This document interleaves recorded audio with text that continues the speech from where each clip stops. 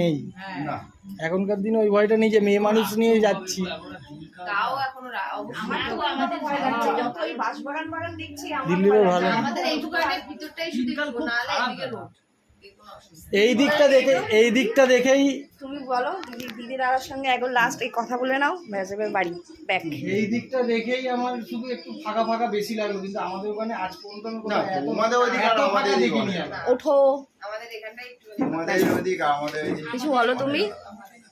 কি বলবো বলো, এই যে দেখা করতে এসছো সকাল সকাল আসলে অনেকক্ষণ থাকতে পারতে, ঠিক আছে, মানে সারাদিন থাকতে পারতে অসুবিধা কারোর কোনো কিছু নেই, কিন্তু ঘটনা হচ্ছে গিয়ে আরে আমাদের কোনো ঠিকই ছিল না, আমাদের কোনো ঠিক ছিল না। আমরা রাস্তায় বেরিয়ে ও আমাকে হাওড়ায় এসছি তখনই পাগল করে দিয়ে পুরো যে ওইখানেই চলে এতটা এসছে। যদি নাও পাই আমি বাড়ি চলে যাবো। কিলোমিটার হ্যাঁ হ্যাঁ আমরাই কালকে বেরিয়েছি